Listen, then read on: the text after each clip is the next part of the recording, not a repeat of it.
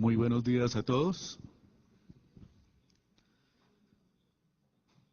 De parte de la Asociación de Egresados de la Universidad de los Andes, Uniandinos, y nosotros, el capítulo de Sistemas CISANDE, les damos la bienvenida a este evento, el impacto de la Ley de Financiamiento en el e-commerce.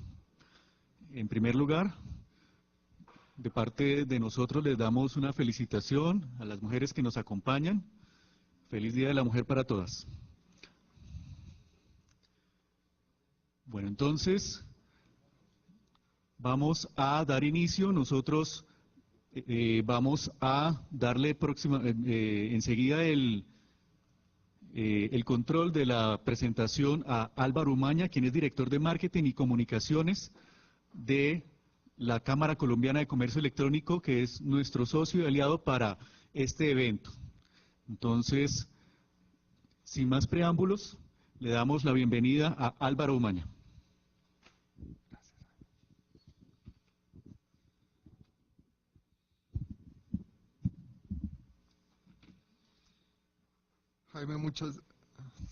Jaime, muchas gracias y buenos días a todos. Bienvenidos a esta primera charla sobre el impacto de la Ley de Financiamiento al E-Commerce, organizada por la Cámara Colombiana de Comercio Electrónico y con el apoyo de Uniandinos, quienes muy amablemente nos prestaron este gran auditorio el día de hoy.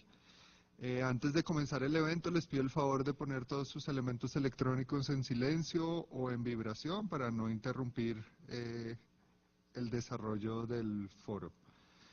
Les recuerdo también que este evento está siendo transmitido por internet y el enlace está publicado en todas las redes sociales de la Cámara Colombiana de Comercio Electrónico para que puedan invitar a todas las personas que no pudieron asistir el día de hoy. Ahora sí, pues comenzamos esta primera charla del impacto de la Ley de Financiamiento al E-Commerce, donde la Cámara Colombiana de Comercio Electrónico ha querido abrir un espacio donde se expongan los aspectos tributarios más relevantes que trae consigo la ley de financiamiento, así como las repercusiones que estos podrían tener en la cadena de valor del e-commerce en el país y para todos sus distintos intervinientes, sobre todo teniendo en cuenta que esta forma de hacer negocios cada día adquiere mayor importancia y en consecuencia será objeto de constante regulación, tanto ahora como en el futuro. Para dar inicio a la agenda académica, quiero invitar a María Fernanda Quiñones Zapata, presidenta ejecutiva de la Cámara Colombiana de Comercio Electrónico, quien dará la apertura formal a este evento. Adelante, María Fernanda.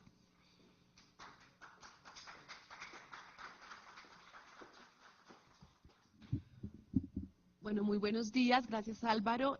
Para nosotros es muy importante empezar a hacer esta serie de eventos en las que le transmitimos al sector las diferentes cosas que consideramos impactan el desarrollo de las dinámicas de comercio electrónico en el país. Sin duda la ley de financiamiento o cualquier reforma tributaria es algo que impacta las dinámicas económicas en cualquiera de los eslabones de la cadena y nos hemos asesorado de Natalia Guerrero, socia en el tema tributario de CMS Rodríguez Azuero, una firma con una amplia trayectoria en el entendimiento de las dinámicas económicas, financieras, pues por supuesto desde la perspectiva jurídica en el país, para poder entregarles a ustedes un mensaje muy estructurado sobre las diferentes afectaciones que vemos de lo que la nueva reforma tributaria trajo para nuestra cadena de valor. Es parte de lo que estamos empezando a hacer desde la nueva dirección de la Cámara, un poco tratando de abordar en los diferentes aspectos las afectaciones que se dan en el comercio electrónico. Bienvenidos y muchísimas gracias por acompañarnos.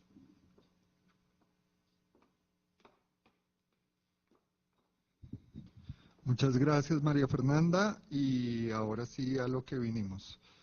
Quiero ceder la palabra a Natalia Guerrero, socia de CMS Rodríguez Azuero, y quien nos presentará el impacto de la Ley de Financiamiento al E-Commerce. Natalia es abogada y cuenta con más de 15 años de experiencia en asesoría y consultoría en materia de tributos nacionales y territoriales.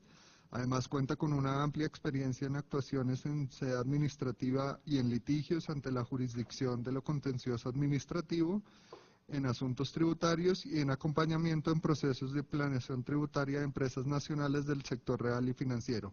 Asimismo, Natalia ha sido profesora auxiliar y profesora de diversas cátedras en la Universidad del Rosario. Adelante, Natalia, y muchas gracias por aceptar esta invitación. Muchas gracias, Álvaro, muchas gracias, María Fernanda, muchas gracias a todos. Bueno, ya la presentación hecha por Álvaro pues es suficiente. Vamos a dar inicio entonces a esta exposición sobre los principales aspectos que identificamos como... ay, ¿me tengo apagado, verdad? Ya, ahora sí. Los principales aspectos, si quieres, no te preocupes, con este paso. Ok, listo. Y entonces yo acá manejo eso. No te preocupes, gracias.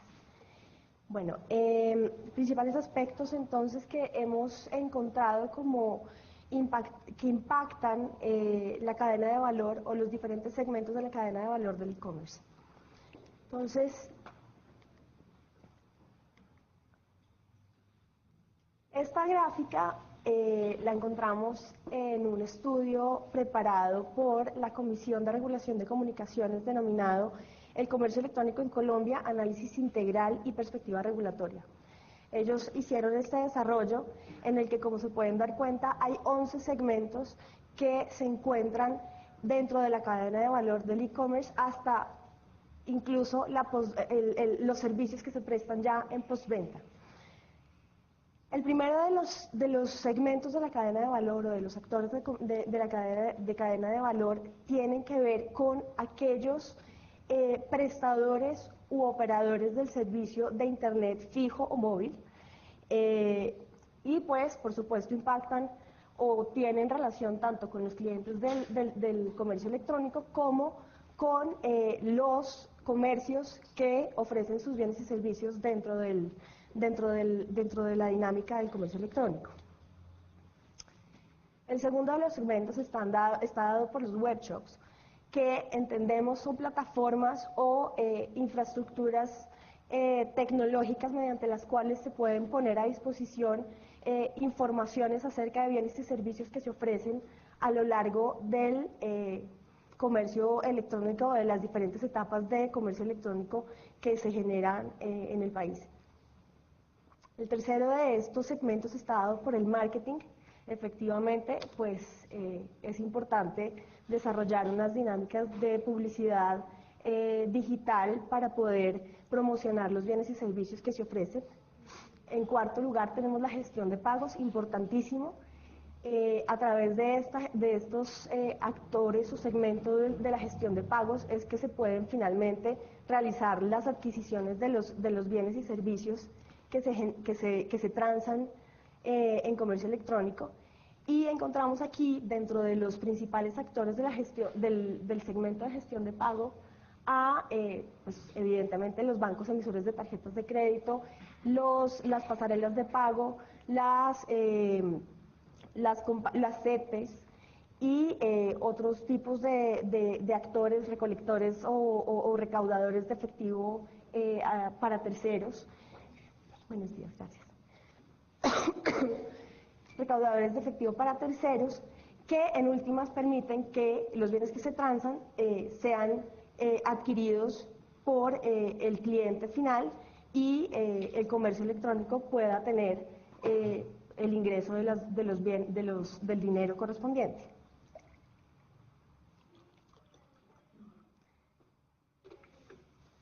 Seguidamente tenemos la gestión de pedidos, la gestión de envíos, la logística, el almacenamiento, la distribución y la entrega, que todos son una especie de cadena que se despliega una vez se ha adquirido el producto y todos ellos entran digamos que a tener una función especial en este punto que va destinada básicamente a que el bien que se ha adquirido llegue a manos finalmente del consumidor o del adquirente.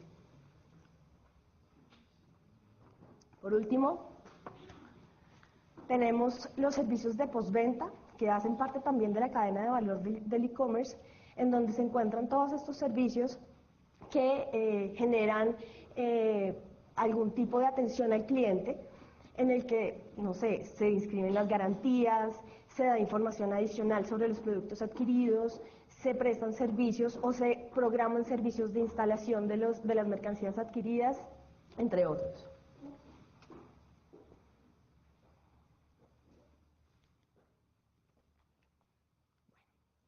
Vamos a iniciar entonces, vamos a entrar en materia ahora sí. Este es el primero de los artículos de la reforma tributaria que identificamos como que impacta la cadena de valor del e-commerce. El artículo 408, tal como se encontraba previsto antes de la ley 1943, preveía una retención en la fuente a una tarifa del 15% para los pagos al exterior que se realizaran por concepto de intereses, comisiones, honorarios, regalías, arrendamientos, compensaciones por servicios personales o explotación de toda especie de propiedad industrial o del know-how, prestación de servicios técnicos o de asistencia técnica, beneficios o regalías provenientes de la propiedad literaria, artística, científica y, bueno, básicamente esos. Y con la ley 1943, básicamente lo que sucedió fue que aumentaron esta retención en la fuente en un 5%, para que quedara finalmente en una tarifa definitiva del 20%. ¿A quiénes consideramos nosotros que este aumento en la retención en la fuente afecta? Creemos que a todos aquellos actores de la cadena de valor del e-commerce que de alguna manera solicitan servicios prestados por personas no residentes ni domiciliadas en Colombia, van a tener que practicar este tipo de retenciones en la fuente cuando realicen esos pagos. Importante tener en cuenta en este caso que no el solo hecho de que el prestador del servicio sea no residente ni domiciliado no dispara automáticamente en todos los casos la retención en la fuente. Es importante hacer un análisis caso por caso basados en lo que prevé el artículo 24 del Estatuto Tributario, que es el que nos dice cuáles son los ingresos que se considera que son de fuente nacional. Es decir, puede suceder que un prestador de servicios del exterior preste un servicio, pero cuando se analiza el servicio prestado, la manera como lo prestó y el beneficio que obtiene el nacional colombiano con el servicio prestado, se pueda llegar a la conclusión de que este servicio no genera una renta de fuente nacional para ese prestador del servicio y en consecuencia la retención en la fuente pues no tendríamos que practicarla. Colombia no tendría la facultad de imponer ningún gravamen, ningún tributo sobre esa renta del exterior. ¿Qué es importante tener en cuenta adicionalmente en este caso? Nosotros creo que todos hemos tenido experiencias con prestadores de servicios del exterior en los que nos exigen que el precio ofrecido por ellos para la prestación del servicio sea el que finalmente nosotros les giremos. Y esto, por supuesto, viene acompañado de que si el servicio que me prestan le genera una renta de fuente nacional al prestador del servicio, yo tengo la obligación de practicar la retención en la fuente, so pena de quedar en default con la norma tributaria, ¿de acuerdo? En ese sentido, lo que viene sucediendo, o lo que muchos nacionales que solicitan servicios a prestadores de servicios del exterior vienen haciendo es asumiendo ese tipo de retenciones sin poder posteriormente solicitar como mayor valor del costo o como deducible ese mayor valor de la retención asumida. Nuestra recomendación es que pongan en práctica algunas prácticas que, valga la redundancia, que se vienen utilizando para, digamos que, afrontar este problema y específicamente la que tiene que ver con las cláusulas de gross up, que lo que señalan es que el precio del servicio que finalmente se va a considerar como ingreso para el tercero, al verse afectado con la retención en la fuente, termina el colombiano girándole la porción o el monto que había establecido inicialmente el prestador del servicio como precio por sus servicios. Y, por supuesto, para la persona que utiliza el servicio, al usuario del servicio, pues no va a haber un impacto desde el punto de vista de la posibilidad o no de deducir este mayor valor que tiene que asumir. Es clarísimo que lo puede deducir. Eso se llama servicio. Se va a llamar honorario, comisión, servicio, lo que sea.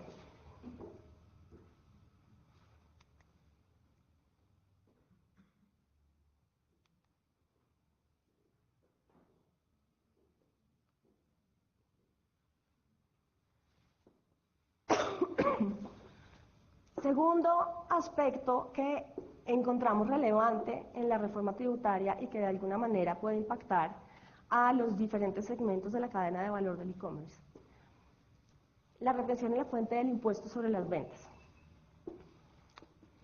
Esta retención en la fuente, y más adelante digamos que volveremos sobre el tema, es una retención en la fuente que venía siendo del 15% para todos los servicios en general, salvo un par de excepciones que traía la norma, que eran los que tenían que ver con servicios que eran prestados por no residentes ni domiciliados en Colombia y que eran pagados por colombianos responsables del impuesto sobre las ventas y agentes retenedores.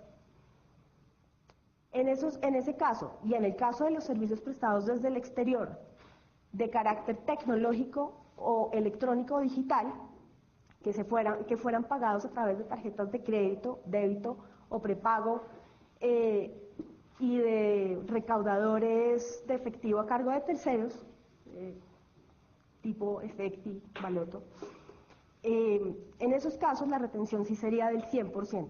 Entonces, fíjense, había dos tarifas de retención en la fuente, una del 15, una del 100. Con la ley 1943 se adiciona una nueva tarifa, que es del 50%, sigue vigente la del 100 para los casos atrás anotados, sigue vigente la del 15 para el resto de los casos tipo residual, y la del 50% para los casos que el gobierno establezca mediante decreto, la DIAN a través de resolución, creemos que es a través de decreto, y incluso sabemos que el gobierno nacional ya tiene preparados 37 decretos reglamentarios de la ley 1943, entre los cuales esperaríamos que haya pues algo sobre este tema. ¿Quiénes se pueden ver impactados?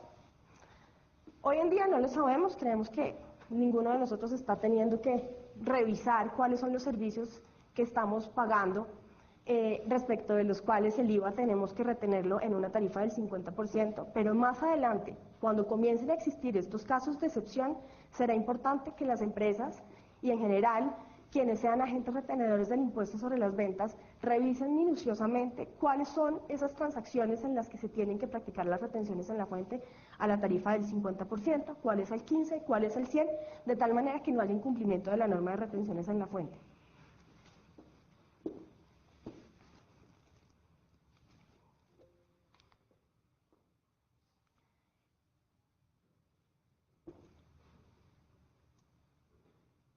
El artículo 437-2, este es el artículo que causó conmoción durante el trámite de la reforma tributaria, básicamente porque hubo dos modificaciones que se introdujeron en este artículo. Este es el que señala quiénes son los agentes de retención del impuesto sobre las ventas, y en el numeral octavo, que fue el numeral octavo, que es una norma nueva, relativamente nueva, porque fue introducida con la ley 1819 de 2016. Esta norma tuvo una modificación, y ya les voy a contar de qué se trató. En la ley 1819 del 2016, el artículo 437-2, numeral octavo, establecía que los emisores de tarjetas de crédito, débito, vendedores de tarjetas prepago, recaudadores de efectivo a cargo de terceros y los que la DIAN estableciera tenían que practicar retención en la fuente del impuesto sobre las ventas sobre los servicios digitales o electrónicos que se prestaran desde el exterior y hacia Colombia. Entonces ahí entraban Netflix, Spotify, Deezer y todos estos, entre otros. Open English, pensaría que también. Todos estos servicios son servicios que en últimas caben dentro de lo que estaba previsto como servicio electrónico y digital. Con el artículo 437-2, numeral octavo, tal como fue modificado por la ley 1943, se mantiene, digamos que la base del artículo, pero se introduce algo muy importante, y ya más adelante vamos a hablar del tema, y es que es obligación de este tipo de agentes de la cadena del e-commerce, que son básicamente los gestores de pago, practicar la retención en la fuente del impuesto sobre las ventas, pero solo cuando el prestador del servicio, no se haya acogido voluntariamente al sistema de retención en la fuente. ¿Qué pasa? Con la ley 1943 se introdujo la posibilidad de acogerse voluntariamente al sistema de retención en la fuente del impuesto sobre las ventas. ¿Con qué fin? Con el fin de relevar a estos prestadores de servicios del exterior de la obligación de presentar bimestralmente sus declaraciones tributarias del impuesto sobre las ventas. En ese sentido, y pues para hacer, digamos, un comentario adicional acá del análisis light que uno desde la barrera puede ver para las tarjetas de crédito o para los emisores de las tarjetas de crédito, para los vendedores de las tarjetas prepago, para los recaudadores de efectivo a cargo de terceros, pues en últimas, lo más deseable es que este tipo de agentes que prestan servicios desde el exterior de carácter electrónico digital no se inscriban como sometidos al régimen de retención en la fuente del IVA. Cada cual con sus responsabilidades. Esto necesariamente va a aumentar la carga operativa de quienes realizan este tipo de pagos y de estos agentes en particular. ¿Qué es importante anotar aquí? Lo hablábamos ahorita cuando presentábamos la gráfica de la cadena de valor y en la sección de gestión de pagos encontrábamos que estaban las CETES y las pasarelas de pago. Las pasarelas de pago, desde la perspectiva nuestra, desde el análisis propio, no estarían obligadas a practicar estas retenciones en la fuente, no obstante que son agentes que intervienen de alguna u otra manera en el proceso de pago de las transacciones que se realizan en el comercio electrónico. ¿Por qué razón? Porque es que la norma es muy clara. La norma me dice, solo quienes sean emisores de las tarjetas crédito o débito, las pasarelas no son emisores, vendedores de tarjetas prepago, y hasta donde entendemos las pasarelas no venden tarjetas prepago, o recaudadores de efectivo a cargo de terceros. Son recaudadores de dinero a cargo de terceros, pero no de efectivo, tal como lo ha entendido la Superintendencia Financiera. La Superintendencia Financiera considera que el efectivo son billetes y monedas. Una pasarela de pago nunca tiene un billete o una moneda en su mano. En cuanto a las CETES, ahí habría que hacer un análisis un poquito más profundo y establecer si esos depósitos electrónicos y las tarjetas que de alguna manera se utilizan para poder usar los recursos que se encuentran en los depósitos electrónicos pueden dar lugar a que ellos entren como sujetos, digamos, afectos a la obligación de practicar retenciones en la fuente cuando se realizan este tipo de pagos. Pues otra cosa que quisiéramos ¿cómo es esto? Así, ya. Acá, como se ve, hay otra adición sobre el tipo de servicio que se considera electrónico digital y el universo de servicios que quedan comprendidos dentro de esta categoría. Básicamente todos los servicios que se presten y que se consideren electrónicos o digitales, y pensaría uno que son electrónicos o digitales y son online o de alguna manera involucran el Internet, quedarían acá comprendidos dentro de este tipo de servicios.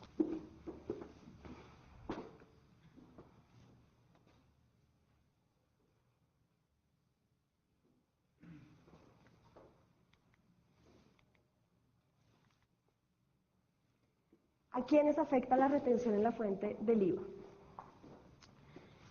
Y esto, o sea, puede que ustedes estén identificándose ahí y yo no los haya puesto. Desde el análisis que hicimos preliminarmente, encontramos que pueden ser afectados con esta norma o tienen que, digamos, tenerla muy bien entendida las personas que pertenecen al segmento de webshop, marketing y gestión de pagos. Webshop, ¿por qué? Y salvo que, o sea, ustedes me corregirán, pero si yo tengo una plataforma donde permito que los comercios ofrezcan sus bienes y servicios, de alguna manera puedo ayudarle a este tipo de comercios a entender que a partir de la ley 1943 hay que tener cuidado con la norma de retenciones en la fuente del impuesto sobre las ventas. Entonces, de alguna manera es una ayuda en cuanto a la información que se puede suministrar. Puede que no sea obligatorio, pero puede ser un plus de la plataforma. Darle este tipo de actualizaciones normativas a quienes entran en su plataforma para ofrecer sus productos. Marketing digital. Pues claramente, si los servicios de marketing digital que se contratan son servicios prestados por prestadores desde el exterior, ¿sí? Y esos servicios, por X o Y motivos, se llegan a pagar con tarjeta crédito, débito, o se pagan en un baloto, que la verdad no creo, pero bueno. Si llegara a pasar eso, pues entra la norma de retenciones en la fuente del impuesto sobre las ventas, lo que implica adicionalmente pues que ese servicio va a estar grabado con el impuesto sobre las ventas, por supuesto. Y por último, la gestión de pagos, el segmento de gestión de pagos. Obviamente, los más impactados de todos. Ya, digamos que hicimos el comentario correspondiente, ellos serían los responsables por las retenciones en la fuente en el caso de los prestadores de servicios del exterior que no se hayan acogido voluntariamente al régimen de retención en la fuente. Perdón, al revés.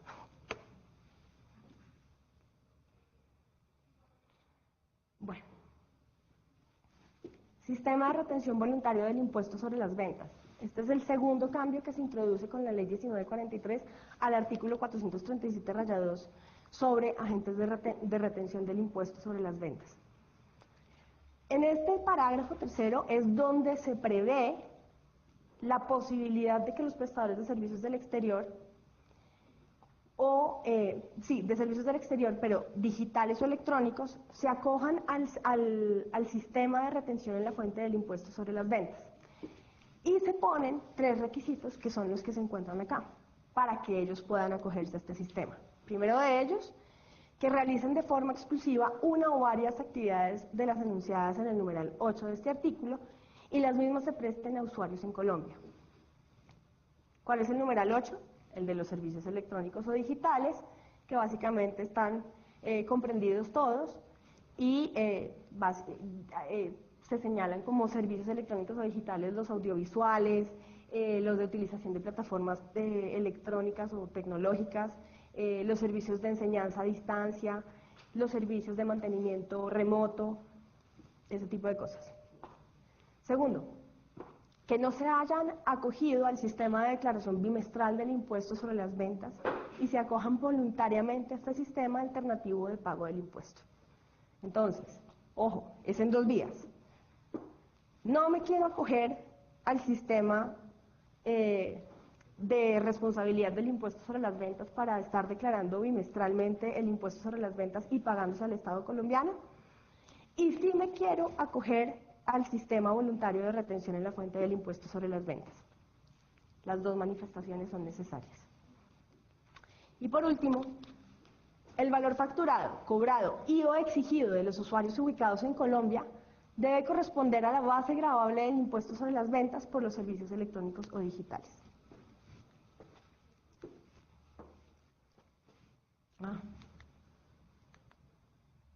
Obligaciones de la DIAN.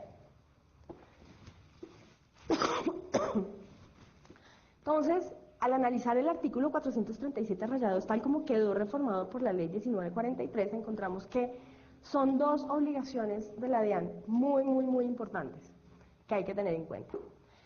La primera de las obligaciones es, tal como se introdujo en el numeral 8, tiene que designar,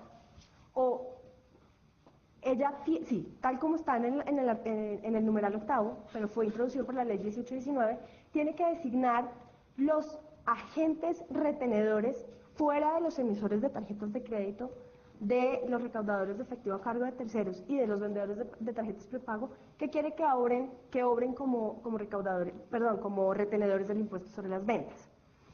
Y por otra parte, ya en el parágrafo tercero, se le obliga a la DIAN, o de alguna manera se le establece esa responsabilidad a la DIAN, y es la de designar quiénes son sujetos de retención en la fuente.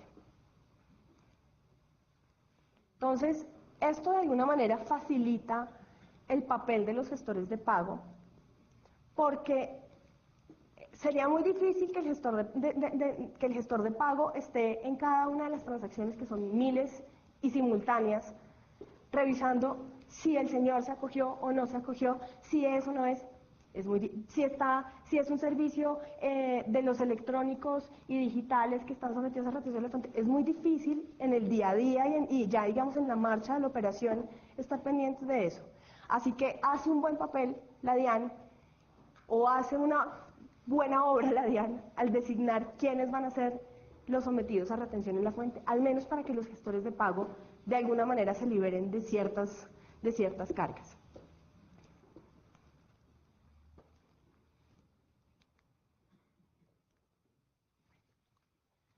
Como desarrollo del artículo 437-2, y aunque fue expedida antes de la expedición de la ley 1943 que modificó el artículo 437-2, esta resolución es la que establece los procedimientos para que los prestadores de servicios desde el exterior cumplan con sus obligaciones sustanciales y formales en lo que tiene que ver con el impuesto sobre las ventas.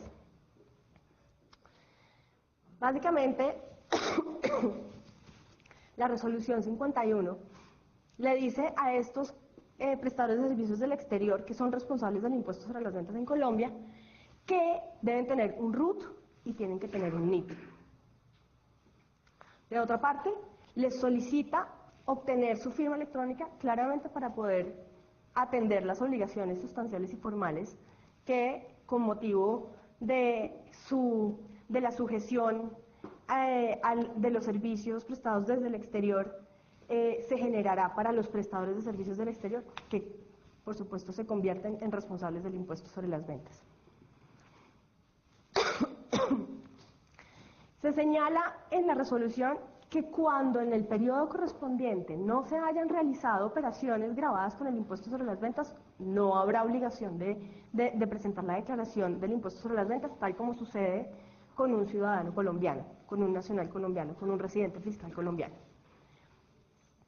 Y por último, cuando el servicio se facture en moneda extranjera o en divisas y esté sometido al impuesto sobre las ventas, para la presentación de la declaración del impuesto sobre las ventas deberá hacerse la conversión de la divisa al peso colombiano utilizando la tasa representativa del mercado del día de la operación. El artículo 29 de la resolución es el que señala cuáles son los criterios para determinar el lugar de prestación de los servicios del exterior. Con este artículo, básicamente, la DIAN le señala a los prestadores de servicios del exterior cuándo se genera el impuesto sobre las ventas, en qué tipo de operaciones y cuándo no. Les dice, lo primero que usted tiene que mirar es si la operación genera impuestos sobre las ventas. ¿Y cómo va a mirar eso? ¿El servicio se presta a alguien que está ubicado en Colombia? Eso es lo primero que tiene que mirar. Y usted entenderá que hay un servicio prestado en Colombia cuando el usuario final o el destinatario del servicio es residente colombiano, está domiciliado en Colombia, es un establecimiento permanente que está en Colombia. Listo, tiene una sede de actividad económica en Colombia a través de la cual utiliza los servicios que usted le presta desde el exterior. Y adicionalmente también es importante, para establecer que el servicio se presta en Colombia, que el emisor de las tarjetas a través de las cuales se realizan estos pagos electrónicos sea colombiano. Con esos dos criterios se puede llegar a determinar el servicio fue prestado en Colombia y en consecuencia genera el impuesto sobre las ventas. Ya de ahí para allá entonces viene el tema de ¿se retiene el impuesto o lo declara el prestador del servicio? Depende de lo que haya escogido.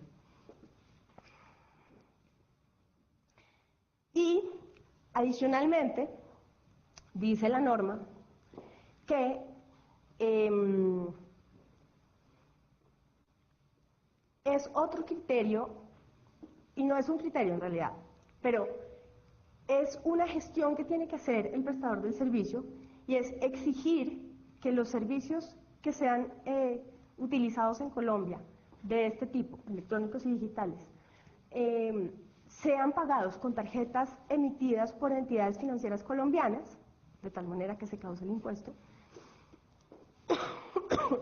cuando la dirección de protocolo Internet del dispositivo utilizado por el cliente lo ubica en Colombia, computadores y tablets, a través de las cuales se hacen las operaciones, o cuando el código de móvil del país de la identidad internacional del abonado del servicio móvil almacenado en la tarjeta, complicadísimo, utiliza por el cliente módulo de identidad del abogado utilizada por el cliente lo ubica en Colombia. Operaciones realizadas a través de celulares.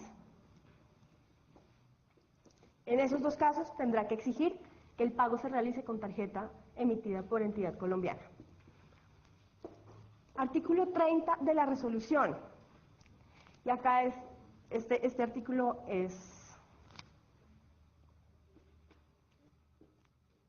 importante que lo tengan en cuenta, sobre todo los gestores de pago. Como decíamos,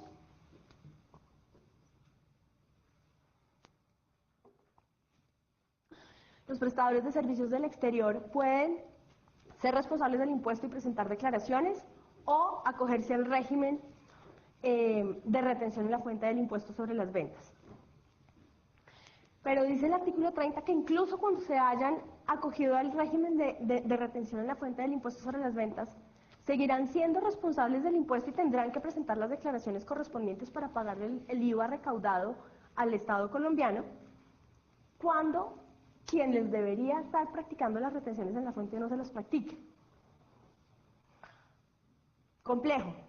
Un prestador de servicios desde el exterior difícilmente va a saber cómo identificar que le están o no practicando la retención en la fuente del impuesto sobre las ventas. Si fuera la retención en la fuente del impuesto de renta, eso sí se siente más en el bolsillo. Me llega un poquito menos de plata por el precio que le ofrecí a este usuario. Me están reteniendo algo. Pero en el impuesto sobre las ventas, no. Así que seguramente, y si yo fuera uno de ellos, pediría, para estar tranquilo y estar cubierto con la administración tributaria y no estar en default, una certificación de las retenciones en la fuente por operación que haya efectuado, de tal manera que esté seguro y tranquilo, no me tocó esto, seguro y tranquilo de que sí practicaron la retención en la fuente y que no estoy en la obligación de presentar la declaración del impuesto sobre las ventas. ¿En qué se convierte esto desde el otro lado? En una mayor gestión administrativa por parte de los gestores de pago. Porque estar certificando cada una de las operaciones, si se practicó retención en la fuente o no se practicó retención en la fuente, es dificilísimo. O bueno, no certifico nada porque no retuve ningún IVA, no emito certificación. Mi comunicación es, señor, no le practiqué retención en la fuente, luego usted es el responsable del IVA. Entonces, ese mecanismo todavía no está muy claro cómo va a funcionar. ¿Quiénes deben aplicar la resolución 51 o quiénes deben entender y mirar en qué punto tienen que comenzar a aplicar la resolución 51? Nuevamente el webshop solamente para fines de, si quiere darle la información a los comercios que ofrecen sus servicios digitales o electrónicos a través de sus plataformas, perfecto.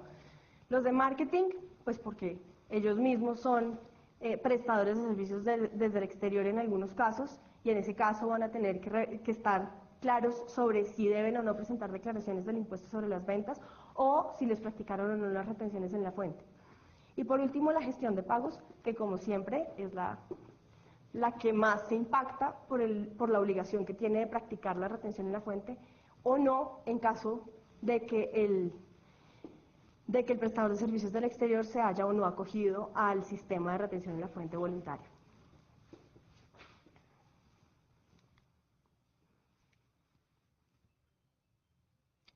Gestión de pago, retención a través de tarjetas de crédito, discusión de retenciones en la fuente pasarales de pago, ya la tuvimos. Eslabones de cadena de valor del e-commerce que se pueden ver afectados, ya la tuvimos. Opciones que tienen los prestadores de servicios del exterior en relación con el IVA, presenta declaración o se acoge al sistema voluntario. Y por último, aumento del espectro de los servicios digitales sometidos a retención en la fuente, que creo que comprende casi todo. Tercer tema relacionado con el IVA y que fue motivo de modificación por parte de la Ley 1943. El artículo 428 establece cuáles son las importaciones que se entienden excluidas del impuesto sobre las ventas.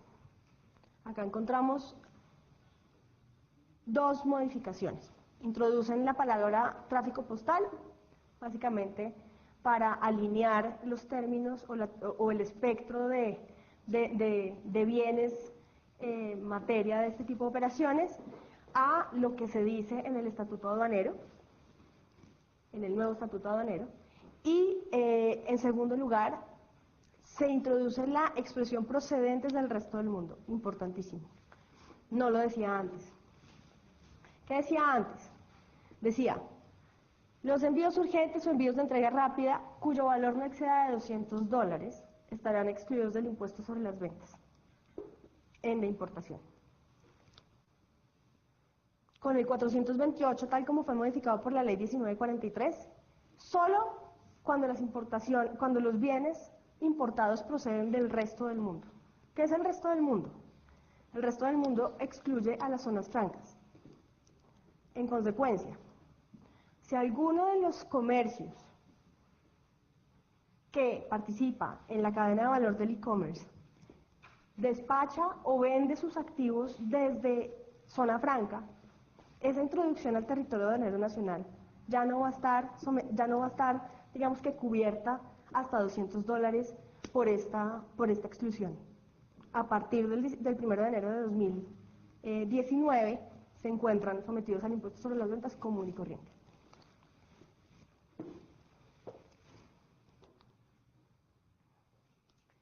¿Quiénes se impactan? Webshop. Y digamos que de alguna manera el ejercicio que hicimos fue revisar si el webshop algo tenía que ver con esto. Tal vez no hace los trámites de importación, tal vez no liquida definitivamente los tributos aduaneros, pero de alguna manera le da una idea al consumidor final de cuánto vale tener los bienes en su mano. Y hace una especie de preliquidación o no sé de qué tipo, de cuánto valen los costos cuántos son los costos de envío. Dentro de los costos de envío entenderíamos que podrían estar incluyendo este tipo de tributos o de derechos aduaneros que se causarían. Gestión de pedidos y gestión de envíos. ¿Qué pasa si un webshop ofrece, digamos, la posibilidad de liquidar de una vez los costos de envío, pero el usuario o el consumidor decide que lo manda, que quiere que otra compañía de transporte o de gestión de envíos lo recoja y se lo lleve?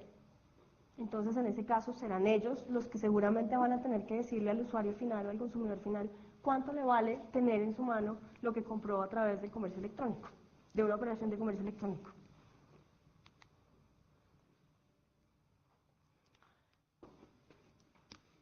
IVA por operadores de servicio de Internet. Este es otro de los temas que impactan en la reforma tributaria. El artículo 476, que es el que define cuáles son los servicios que se encuentran excluidos, no exentos, excluidos del impuesto sobre las ventas. Seguramente ustedes saben que la diferencia entre una operación excluida y una operación exenta es que en las operaciones exentas, el que vende bienes o servicios exentos tiene derecho a el descuento de los impuestos repercutidos, no obstante que no haya generado el impuesto en el momento de la venta o de la prestación del servicio. ¿Por qué? Porque en última su operación está grabada, solo que su tarifa es cero. En los excluidos no. Los servicios excluidos y los bienes excluidos generan ingresos que no generan IVA, están fuera del club del IVA. En ese sentido, todos los impuestos repercutidos se vuelven un mayor valor del costo y no es posible descontarlos del impuesto sobre las ventas. Esto tiene su impacto y creo que todos lo saben. ¿Qué pasó con la ley de financiamiento y en qué les impacta al segmento de operadores de Internet residencial este cambio? Los servicios de conexión y acceso a Internet de los usuarios residenciales del estrato 3 se convierten en excluidos del impuesto sobre las ventas. Esto quiere decir que Básicamente, todos los ingresos que provengan de la prestación de servicios de conexión o acceso a Internet para usuarios residenciales del estrato 3 no estarán gravados con el impuesto sobre las ventas y en consecuencia generarán ingresos para estas compañías no sometidos al impuesto sobre las ventas que restringen, como les estaba diciendo, la posibilidad de descontar los impuestos repercutidos en su operación. Esto, por supuesto, entonces, va a ir disminuyendo de pronto el cálculo de proporcionalidad y, por supuesto, pues tiene su impacto económico ahí. Nosotros advertimos este es el efecto negativo, el que les acabo de comentar, pero advertimos dos posibles efectos positivos de esta modificación. No todo es tan malo. La primera es directamente para el acceso, para el segmento de acceso web, para los operadores de Internet.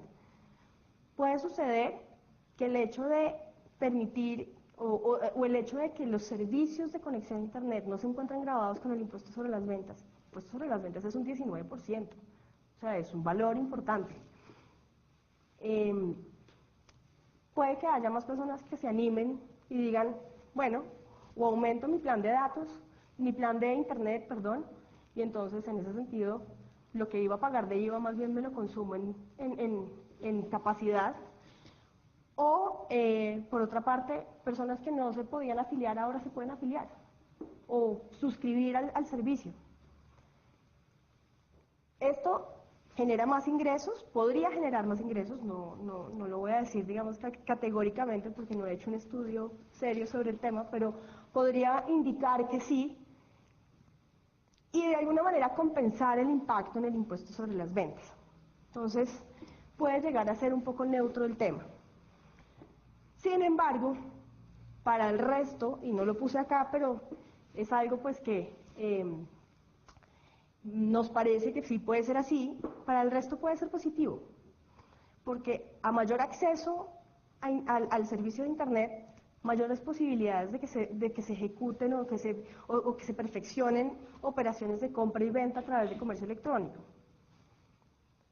Eso quiere decir más trabajo para todos. Puede pasar.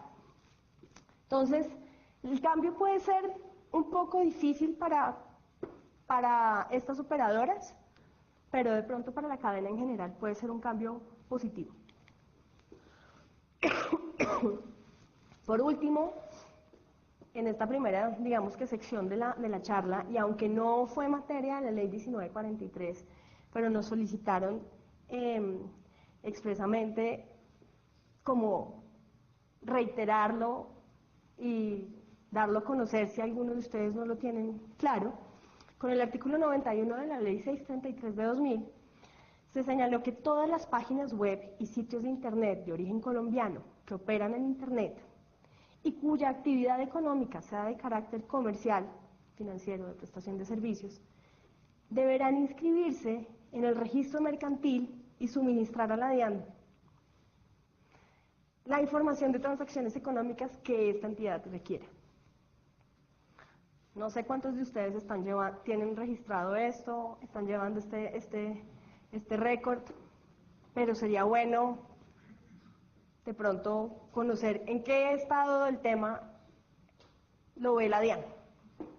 ¿Cómo la DIAN fiscalizaría una página web o qué solicitaría? Seguramente lo que está diciendo ahí, información de transacciones económicas, no dice más. Supongo productos vendidos, montos vendidos, fechas de venta, comprador y vendedor, de pronto.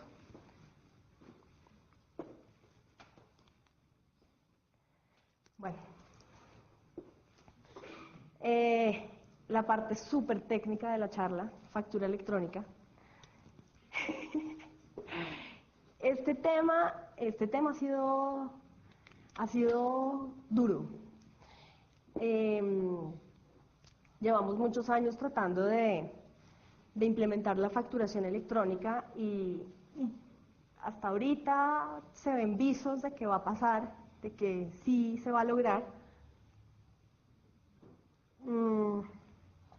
pero el gobierno sigue como estirando un poquito y cediendo y flexibilizando los temas de tal manera como que todo el mundo finalmente se sume y arranque. Entonces, rápidamente una cronología de la implementación de la facturación electrónica. Todo comenzó con la ley 223 del 95. Esta ley simplemente preveía la posibilidad de que se expidieran facturas electrónicas. No dijo mayor cosa. Es posible, dentro de los muchos métodos de facturación, que se utilice la facturación electrónica. Con la ley 962 y el decreto 1927, que es su reglamentario en lo que tiene que ver con facturación electrónica, se señaló que quienes voluntariamente quisieran acogerse al sistema de facturación electrónica podían hacerlo. Pero era un inicio bastante amigable con el tema de la facturación electrónica, y entonces le decían al facturador, al obligado a facturar: mira, si tú logras convencer a tu adquirente de que te reciba las facturas electrónicas, pues entonces nosotros vamos a ver con buenos ojos que tú emitas facturas electrónicas, como una prerrogativa para el facturador electrónico o para el obligado a facturar. Ya con la ley 1607 del 2012, el gobierno identificó que los problemas de evasión y de defraudación fiscal y de contrabando podían de alguna manera tener un límite o al menos un seguimiento mucho más aterrizado, fácil de encontrar a través de la emisión de la facturación electrónica. Y con este decreto 2242, que ya era un decreto muchísimo más técnico que el 1929, que era el reglamentario de la ley 962, con este decreto, ya se comenzó a hablar de cómo se le entregaba la factura al adquirente, cuáles eran las características de esta factura, tenía que haber un proveedor tecnológico y en fin. Con la ley 1819, desde mi óptica, por fin el gobierno se comprometió con la causa y dijo: mire, a partir del 1 de enero de 2019, quiero que todo el mundo esté facturando electrónicamente. Va a haber unas excepciones por 2017 y 2018. Yo voy a decir quiénes van a tener que iniciar ese proceso de facturación electrónica durante los años 2017 y 2018, con base en unos criterios que simplemente van a ser como sectoriales en cuanto a sectores donde hay más evasión fiscal o sectores a los que les queda más fácil comenzar con la facturación electrónica. Y en ese sentido se lanzó a hacer un diseño de la política de facturación electrónica mucho más aterrizado y ajustado a lo que básicamente es hoy. Hoy con la ley 1943 del 2018, pues ya hay muchas cosas que quedaron cerradas y uno ya tiene una idea menos difusa de cómo se va a cumplir cómo va a ser el tema de la emisión de las facturas electrónicas, la recepción de la factura electrónica por parte del adquirente o del usuario del servicio, etc.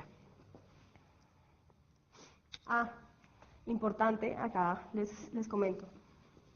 En la página del Ministerio de Hacienda, en la agenda en la agenda de los proyectos de decreto que están expidiendo allí, ya tienen dos proyectos en relación con facturación electrónica: el de circulación de la factura electrónica para actividades de factoring, y el de algo como de requerimientos o condiciones de los proveedores tecnológicos. Entonces vamos a tener que esperar, porque no estaban publicados los textos, por supuesto, para mirar cuál es el contenido de estos decretos que va a expedir el Gobierno Nacional en relación con la facturación electrónica.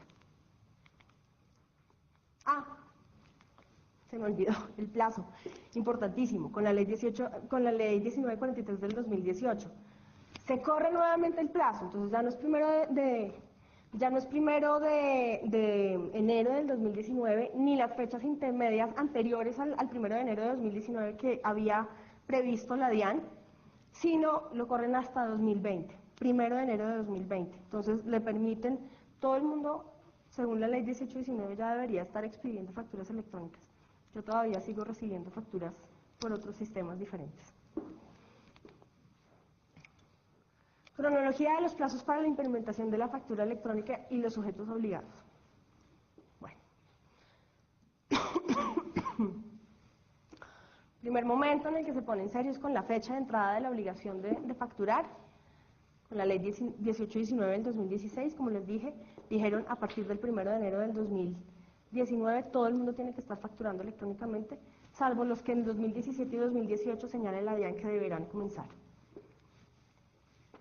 En relación con estos, los de 2017 y 2018, que en realidad eran los del 2018, porque en 2017 apenas se sacó en diciembre esta resolución 72, se dijo que a partir del 29 de marzo de 2018, todos aquellos que hubieran solicitado rangos de facturación electrónica en los últimos 5 años tenían que iniciar su proceso de facturar electrónicamente sus operaciones a partir del 29 de marzo del año 2018.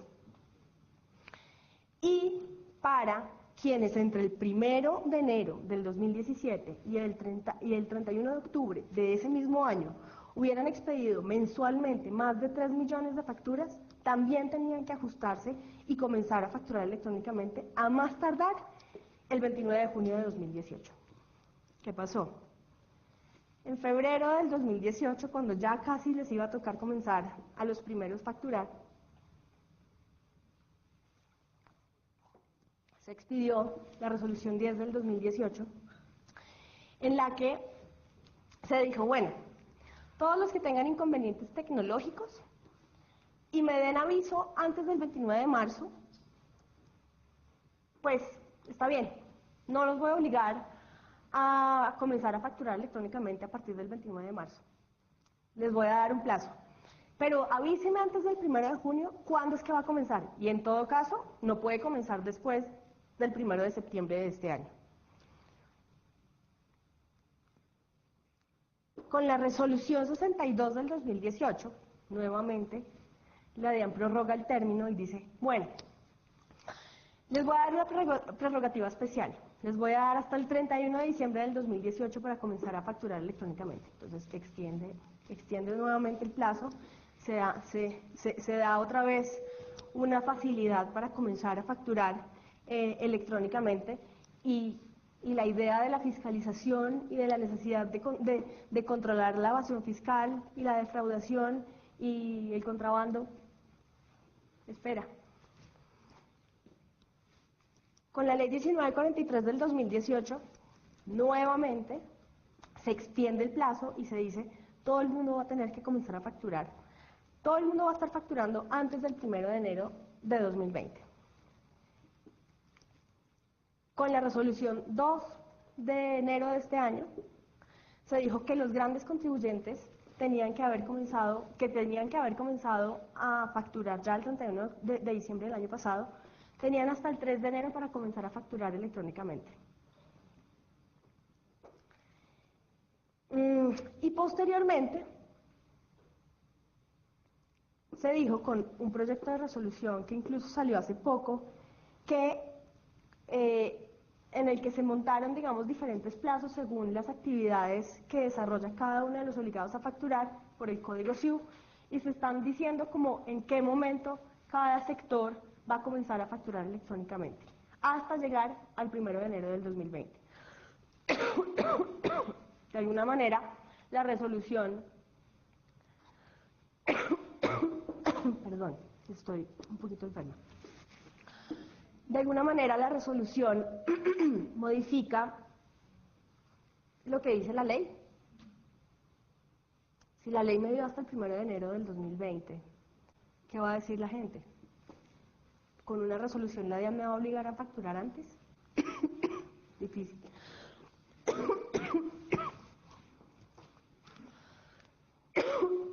Perdón.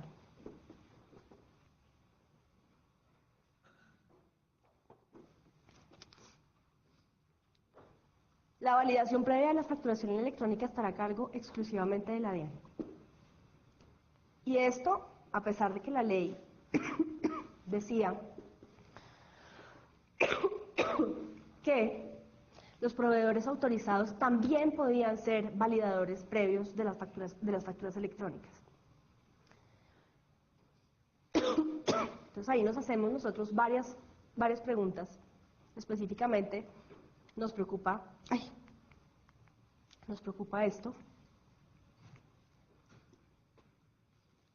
¿Cómo está de infraestructura la DIAN? Los procesos de validación van a ser fáciles, van a ser en tiempo real, no van a ser una talanquera para las operaciones de comercio electrónico.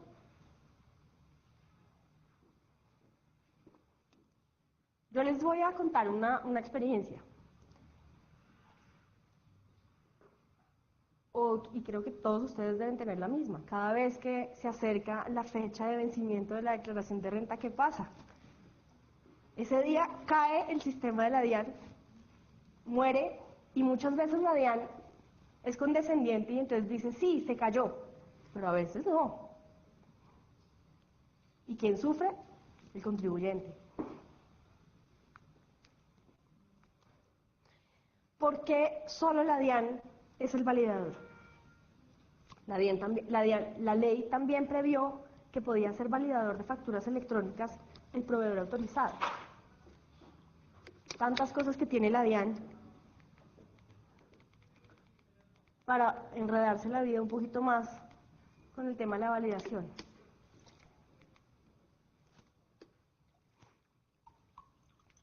Hubiera sido de pronto un buen comienzo que los proveedores autorizados iniciaran con el proceso de validación también, o al menos que fuera una experiencia conjunta de la DIAN y del validador, del proveedor autorizado.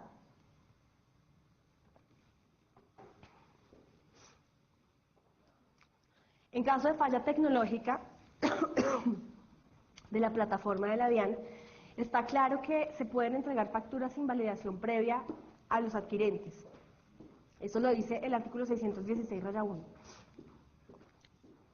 Pero un comercio electrónico está realizando todas sus operaciones en tiempo real. O un comercio electrónico no, cualquier comercio. Emite la factura, se la manda a la DIAN, no le llega a la DIAN, le rebota, se cayó la página de la DIAN, no sirvió, en fin. Tiene que acordarse o estar pendiente de estar entrando a la DIAN para mirar cuándo vuelve el sistema de la DIAN para que dentro de las 48 horas siguientes le mande la factura electrónica para su validación. Es un reproceso y es tiempo de la gente y es tiempo que la gente le quita a estar pendiente de su negocio por estar pendiente de la DIAN. ¿A qué aspectos fiscales se refiere la validación previa? No sabemos. Hay si no estoy mal, la resolución 22, el decreto 2242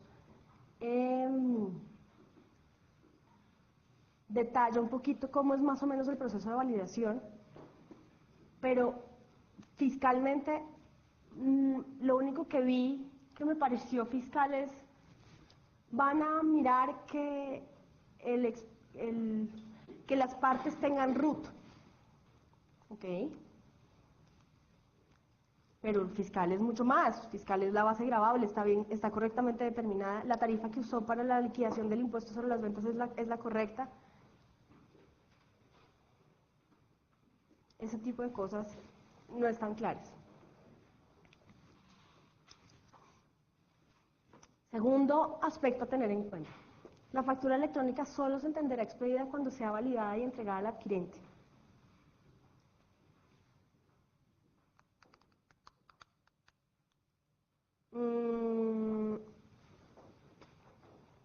Si el comercio tiene un problema, un inconveniente comercial o tecnológico y no puede expedir la factura en su momento,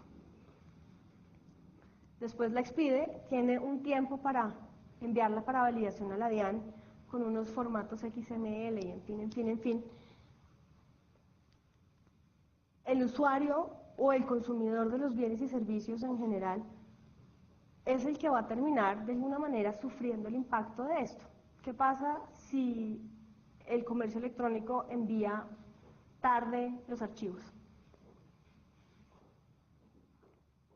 Entonces no va a poder tomar el costo y el gasto y el impuesto descontable de esa operación, pero sí la realizó. O sea, ¿por qué termina siendo él el afectado con los problemas tecnológicos o los problemas que en general pueda presentar el sistema de facturación electrónica? Eso es un tema de justicia. ¿Implicaría este reproceso la imposibilidad de negociación de la factura a través del factoring? O sea, acá viene una discusión gruesísima que todavía no ha sido definida, pero que, como vemos, va a haber un proyecto de decreto de la DIAN que va a definir, o que al menos en su título dice que va a definir el tema, o eso esperamos. Nosotros somos de la opinión de que el hecho de que las facturas electrónicas no estén validadas no es algo que impide la circulación del título valor, conforme a lo previsto en el Código de Comercio, en el artículo 771 del Código de Comercio. No es un requisito de la factura. Título valor, tener validación de la DIAN para poder circular y ser negociada en el mercado. La Superintendencia Financiera sacó un concepto, un oficio hace relativamente poco, en el que trató de abordar el tema. Desde mi perspectiva, no se casó frontalmente con una posición, dejó pues un par de ideas ahí en el aire, pero quisiera pensar que lo que quiso decir la Superintendencia Financiera es que efectivamente el hecho de que una factura electrónica no tenga validación de la DIAN no impide su circulación.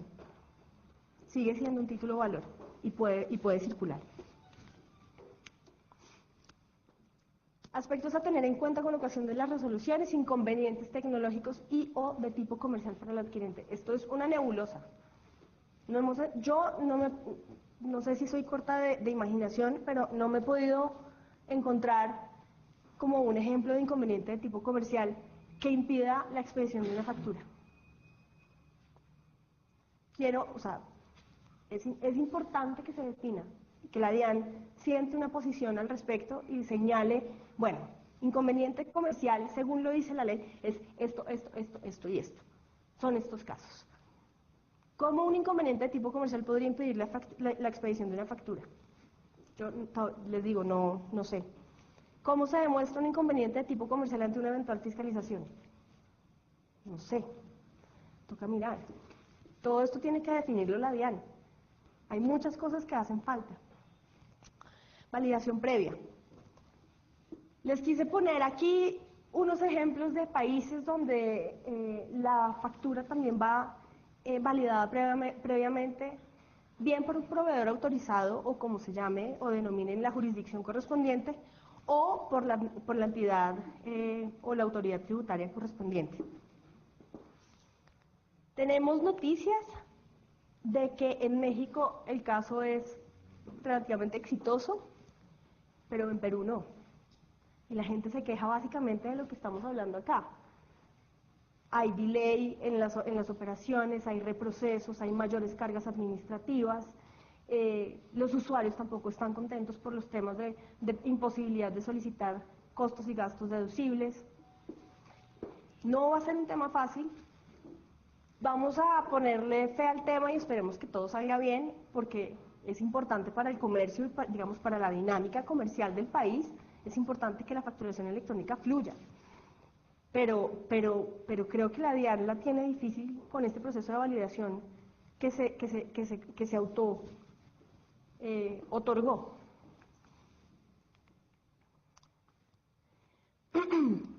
Último capítulo de la charla: el impuesto unificado bajo el régimen simple de tributación. Este impuesto, este régimen tributario, pues es bastante novedoso, bastante llamativo. En mi concepto es muy interesante y debe ser evaluado por quienes en últimas puedan caber dentro del espectro de los contribuyentes que se pueden acoger al sistema. Es un modelo de tributación opcional, de causación anual y pago bimestral. Entonces, yo me puedo acoger opcionalmente al sistema. El impuesto se causa anualmente, entonces una vez al año, al final del año, presento la declaración del impuesto, pero de manera bimestral hago anticipos de ese impuesto. Esos anticipos no los veamos mal. Es una especie como de lo que sucede con la retención en la fuente, digamos que aclarando que quienes están dentro del régimen simple de tributación no están sometidos a retención en la fuente. Pero es que es importante que alguien le ayude a uno a recolectar el impuesto, porque si no llega el día de pagar la declaración y es esto un mundo gigantesco de plata que ya me gasté y que no tengo. Mucha gente no tiene, digamos, el juicio de ir guardando lo que toca pagar del impuesto o de los impuestos en general. Entonces, teniendo en cuenta que este segmento de la población que podría aplicar para el sistema para el régimen tributario simple, es todavía pequeño, son pequeños empresarios o startups o cosas así, pues es importante que este recaudo paulatino se vaya dando de tal manera que sea también una herramienta de recaudo seguro para la administración y de no incumplimiento para el administrado. Se flexibilizan los requisitos del sistema anterior, que como ustedes saben era el monotributo y que creo que hubo 50, una cosa así ridícula de personas que se pudieron acoger al monotributo. Eran tan restrictivos las limitaciones o las condiciones para poder acceder al sistema que no hubo casi personas que se pudieran acoger a este sistema. El hecho generador es la obtención de ingresos brutos susceptibles de incrementar el patrimonio y se tributa específicamente sobre el ingreso bruto. ¿Esto qué significa? Significa que no hay que depurar. No voy a estar pendiente de que el costo, el gasto, el descuento tributario, guarde la facturita. Es mucho más sencillo para quienes quieren, digamos, meterle energía al negocio, más allá que energía a los temas tributarios del negocio. La base gravable estará conformada por la totalidad de los ingresos brutos y lo único que se le va a quitar son los ingresos no constitutivos de renta ni ganancia ocasional, porque claramente no pueden estar sometidos a ningún impuesto, ni a renta, ni a simple, y las ganancias ocasionales que van a tributar común y corriente como en cualquier otro contribuyente. Sujetos pasivos. Pueden ser sujetos pasivos del simple las personas naturales o jurídicas. Si son personas naturales, tienen que ser personas naturales que desarrollen una empresa y que sean residentes colombianas. Y en el caso de las personas jurídicas, que esas personas jurídicas tengan accionistas que sean residentes fiscales colombianos. Residentes fiscales colombianos, así sean nacionales o extranjeros. El límite de los ingresos, entonces se puede aplicar si uno tiene ingresos brutos en el año de entre 47 millones y 2.700 millones aproximadamente. En realidad habla de 1.400 VT y 80.000 VT, así que cojan la calculadora y hagan el cálculo, más o menos da 47 a 2.700. Estar al día con sus obligaciones tributarias de carácter nacional, departamental o municipal y con sus obligaciones de pago de contribuciones al sistema de seguridad social integral. Adicionalmente se debe estar inscrito en el RUT con todos los mecanismos electrónicos en cumplimiento y firma electrónica y factura electrónica. No es tan difícil. Régimen simple, impuestos comprendidos. Entonces, ¿qué implica el régimen simple? Yo hago un pago y ese pago incluye la posibilidad de considerar saldadas las obligaciones tributarias en relación con el impuesto sobre la renta, el impuesto al consumo, cuando la actividad que se desarrolla es de expendio de comidas y bebidas, caso en el cual, cuando se liquide el impuesto, como uno ya cobró el impuesto, pues lo que tiene que hacer es, liquido mi impuesto sobre los ingresos brutos y a ese impuesto que liquide sobre mis ingresos brutos, le adiciono un 8% del impuesto al consumo que se supone que se recaudó. Impuestos sobre las ventas, únicamente cuando se desarrollan actividades de tiendas, minimercados y peluquerías. De resto, el contribuyente del régimen simple es responsable del impuesto sobre las ventas. Y por último, también incluye el impuesto de industria y comercio. No sabemos todavía cómo se va a hacer, creo que eso está pendiente de conversación entre el gobierno central y las administraciones territoriales, pero se supone que haciendo este pago único, yo ya entiendo todas estas obligaciones tributarias saldadas. Las tarifas. Dependiendo de la actividad económica, las tarifas oscilan entre el 2 y el 11, algo así. Entonces, por ejemplo, para las tiendas pequeñas y los minimercados, la tarifa va del 2% al 11.6%. Para actividades en las que predomina el factor material sobre el intelectual, la tarifa va entre el 1.8 y el 5.4 dependiendo de los ingresos brutos del periodo. Para servicios profesionales o aquellos en los que prevalece el factor intelectual sobre el material, va del 4.9% al 8.5%. Y para actividades de expendio de comidas y bebidas y actividades de transporte, del 3.4% al 7%.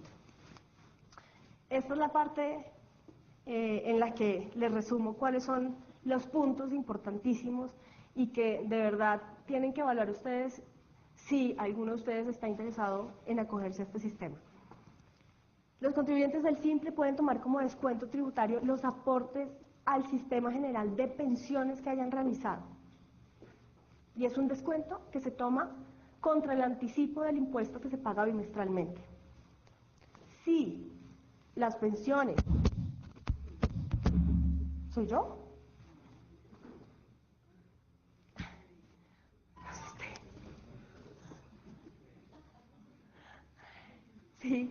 Si la contribución o el aporte obligatorio a las pensiones es superior al monto del impuesto a cargo, la norma establece que se puede llevar como crédito para los siguientes periodos.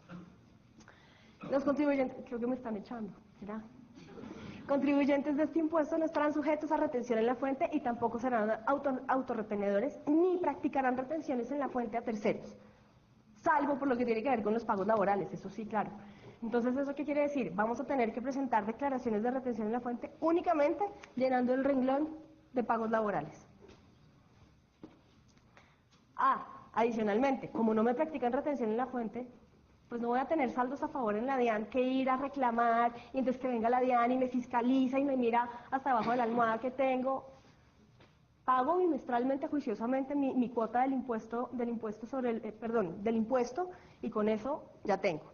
Pero me ayudan a pagarlo.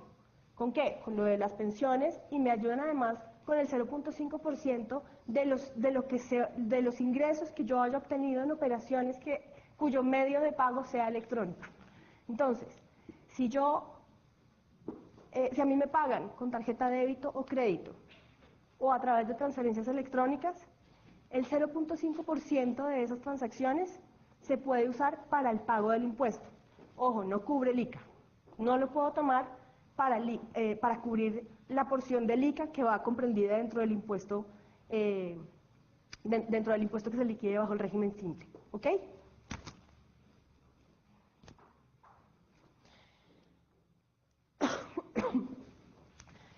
Como son responsables del impuesto sobre las ventas, tienen que presentar la declaración solo una vez al año y tienen un plazo especial para acogerse al sistema de facturación electrónica hasta el 31 de julio del año 2019.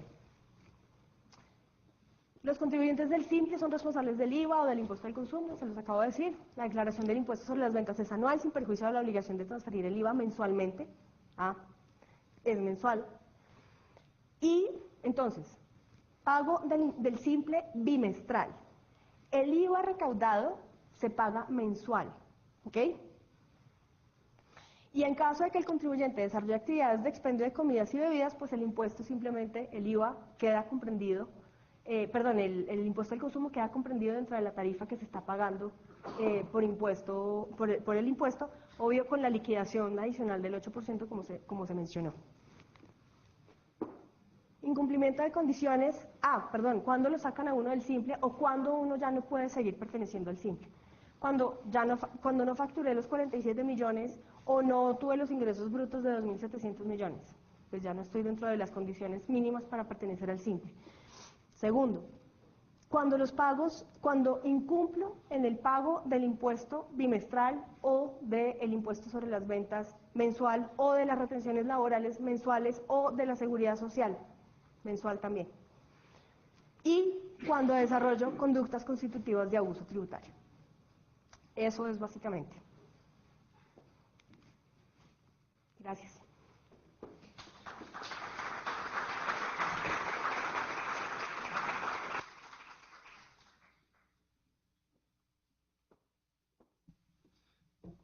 Gracias, Natalia. ¿Alguien tiene preguntas?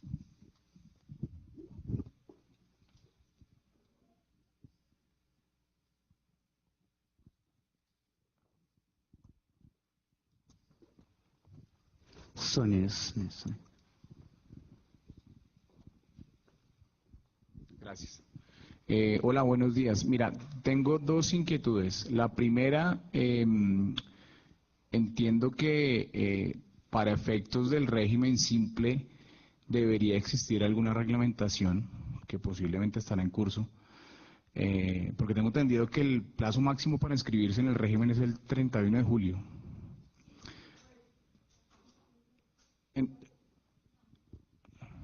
Entonces, pues entiendo que en estos meses, antes de esa fecha, se promulgarán los respectivos decretos reglamentarios para eso, ¿sí? De acuerdo.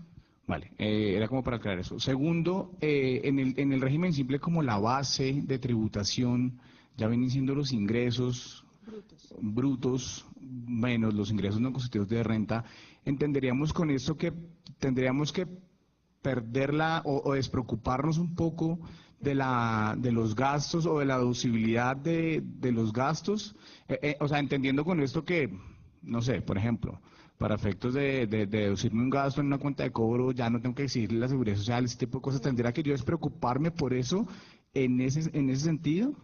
O de todas formas tendría que aún tener la obligación de preocuparme por los requisitos que requieren estos gastos. ¿Sí me va a entender? Sí, sí, sí, te entiendo perfecto. Bueno, básicamente lo que yo pienso, y falta ver lo que dicen los decretos reglamentarios, creo que tienes un punto muy importante, y es que necesita el régimen simple ser reglamentado como muchas cosas que trajo la reforma tributaria. Dentro de ese punto que tú pones de presente es muy importante, pero ¿cuál es mi posición o no mi posición? ¿Qué pienso yo preliminarmente antes de que salgan los decretos reglamentarios? Digamos que obrando un poquito de bruja. Yo pienso que no le van a poner cuidado a los costos y las deducciones, ¿sí? ¿Qué vas a tener que tener? ¿Por qué vas a tener cuidado con los costos, digamos, con guardar las facturas, no para los costos y las deducciones, sino para tus impuestos descontables? Porque siendo del régimen simple de tributación, salvo que seas una peluquería, vas a tener que declarar el impuesto sobre las ventas y vas a tener unos impuestos descontables que vas a tener que soportar conforme a lo previsto en el artículo 771 rayados del estatuto. ¿Qué te dice ese artículo? Te dice, guárdame la facturita y que la facturita esté bien expedida. Entonces, de alguna manera, tal vez no te vas a tener que preocupar por cómo depurar la base gravable del impuesto, sino te vas a tener que preocupar por guardar ese tipo de facturas relacionadas con tu costo o gasto, pero para los fines del impuesto sobre las ventas. ¿Cómo? Exactamente. Señor. Bueno, muchas gracias por la presentación. Una aclaración, yo creo que me quedó una duda sobre el concepto de la territorialidad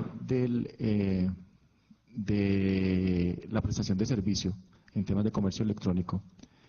Hablabas de que estos agentes tenían que mirar si uno estaba domiciliado en Colombia, si era responsable fiscalmente en Colombia, hay una serie de requisitos, si había pagado con algún medio de pago electrónico colombiano. De acuerdo. Y abajo hablabas de unas características sobre la ubicación geográfica digamos, del móvil o del sitio donde estabas. Aclaración. Sí, si yo estoy en Nueva York, en Thanksgiving, y compro electrónicamente un bien, un servicio, ¿es grabado o no? ¿Qué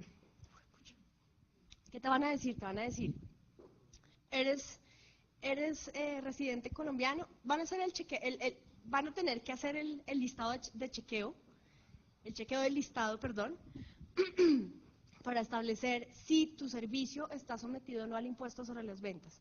Pero si tú estás en Estados Unidos, en Thanksgiving, solicitas un servicio de Netflix, ¿sí? Pagas los $20 que tienes que pagar en Netflix para poder acceder a los servicios de películas. Y te encuentras en Estados Unidos viendo las películas, uno pensaría, o Uber, ese me gusta más. Pues estás en Estados Unidos, el servicio no está siendo prestado desde el exterior hacia Colombia, sino desde el exterior en Estados Unidos. En consecuencia, pensaría yo preliminarmente, salvo que haya otras posiciones y que la DIAN, por supuesto, pueda esgrimir, que no habría lugar al impuesto sobre las ventas en ese caso.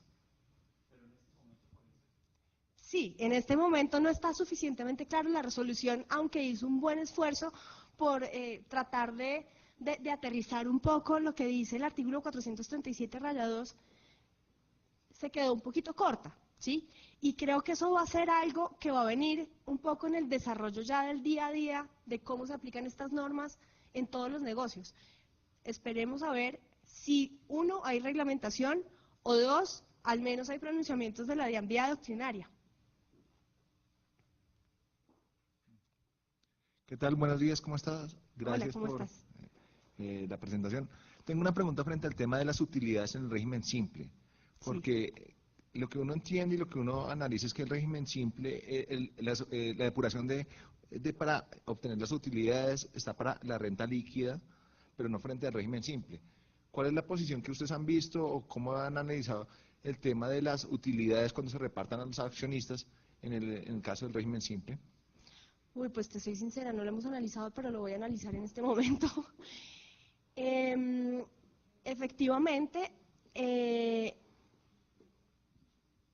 esto es un sistema de tributación sobre rentas brutas. El 100% de mis ingresos, en últimas, va a ser base del impuesto sobre la renta. O, claro, del impuesto sobre la renta porque está comprendido. En ese sentido, en el momento en que se vayan a distribuir utilidades, uno pensaría que esas utilidades ya tributaron como parte de la renta bruta de la compañía.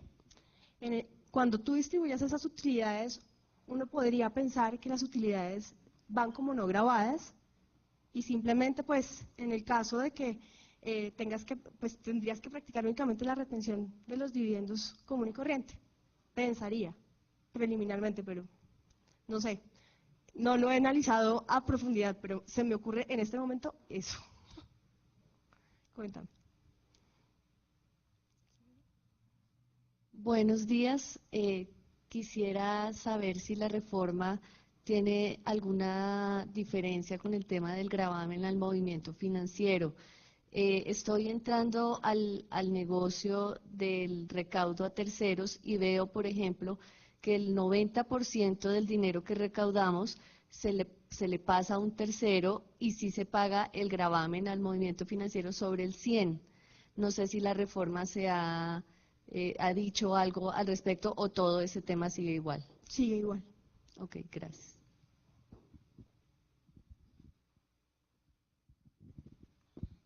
Buenos días.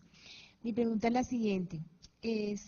Lo que pasa es que ahorita con el tema de la facturación electrónica y amarrado con el tema del IVA, están exigiendo que dentro de la factura electrónica se coloque si somos responsables de IVA, no tanto como responsables de IVA, si somos agentes retenedores de IVA, pero ahí hay un tema.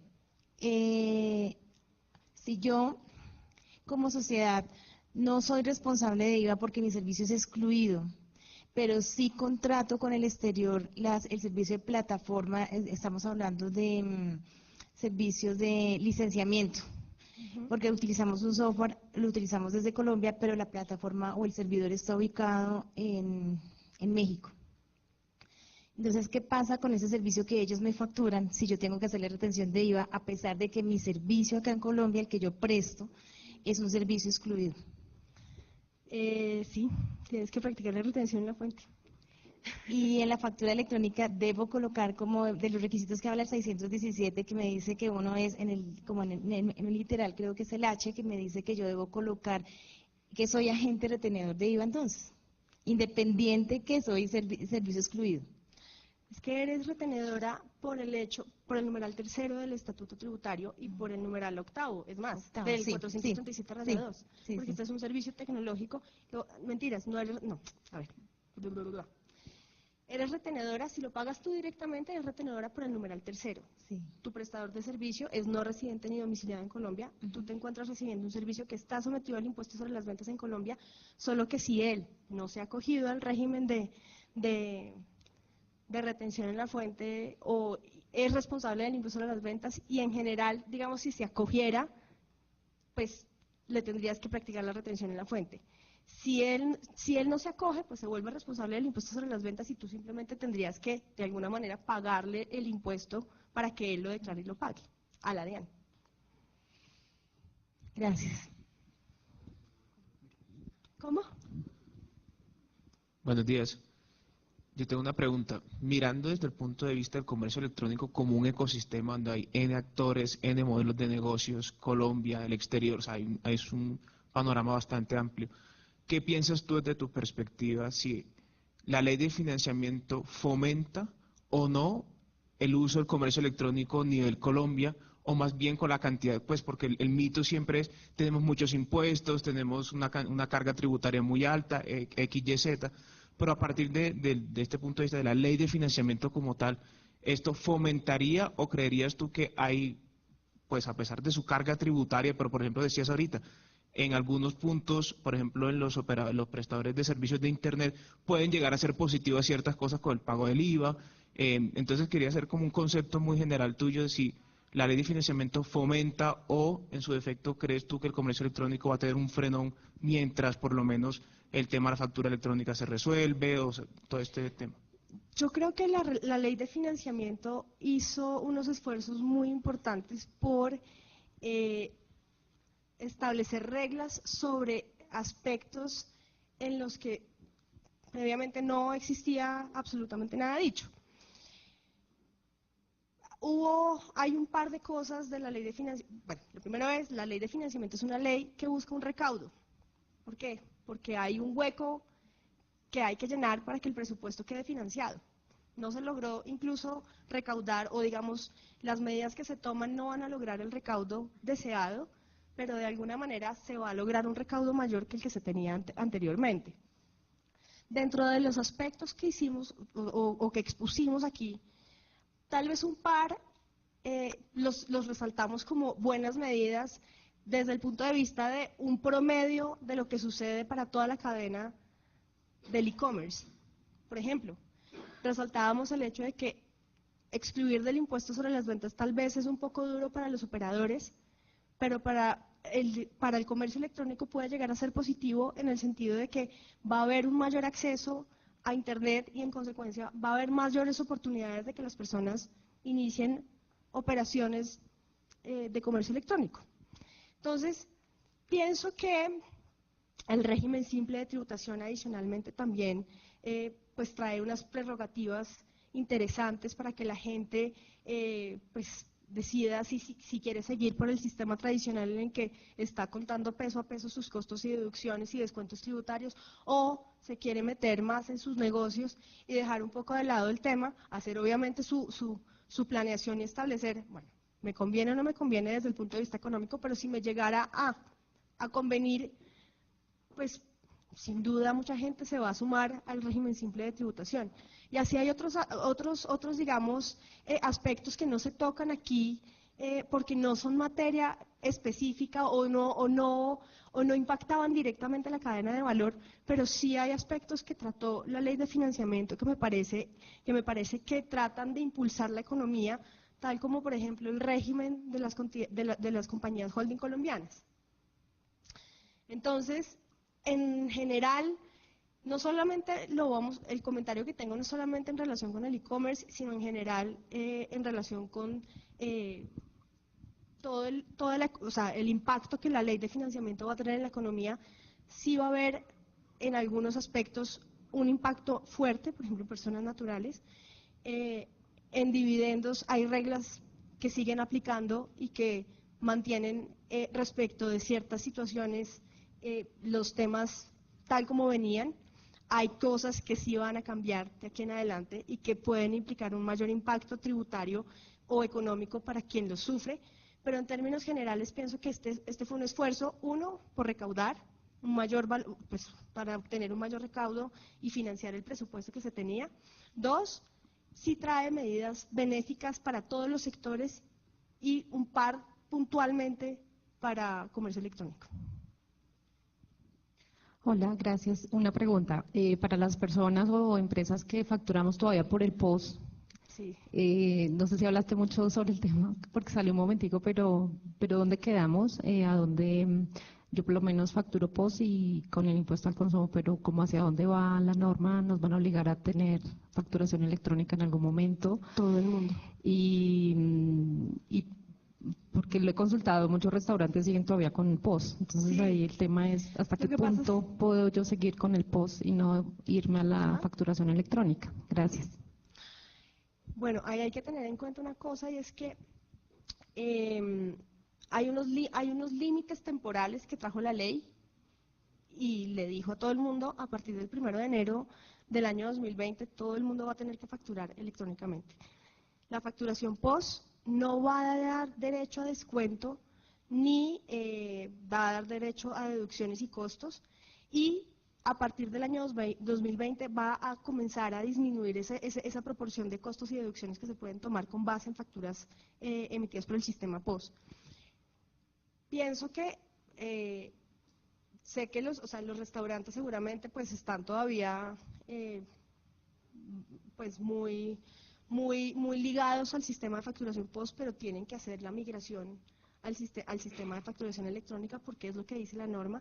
Incluso es importante que revisen la última resolución expedida por la DIAN en la que se ponen unos límites temporales para la entrada en vigencia de la obligación de expedir facturas electrónicas según actividades de código SIU y creo que los restaurantes tienen seguramente alguna fecha anterior al 1 de enero del 2020, así que es importante que lo revisen y la verdad no me sé las fechas por código SIU, pero sí es importante que lo revisen.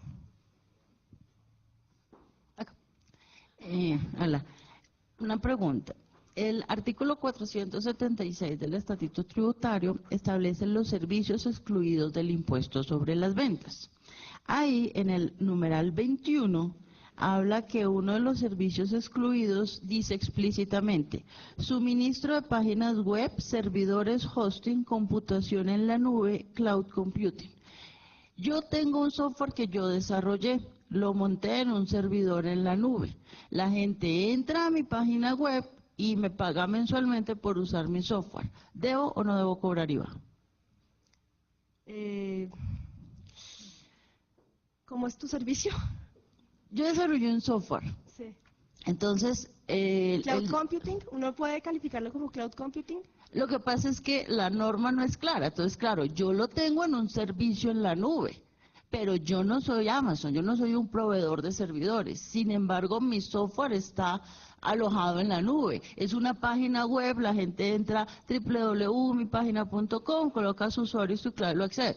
Lo que pasa es que un contador me dice una cosa, consulte otra firma de contadores y me dice otra, y obviamente en el mercado, si yo tengo que cobrar el 19% de mi software o no, hay una diferencia muy importante con respecto a la competencia. Entonces, por ejemplo, ellos no lo están cobrando. Por ejemplo, el proveedor del software contable. Yo alquilo un software contable, entonces yo hablé con mi proveedor de software contable, que está a través de internet, y mi proveedor de software contable no me cobra IVA.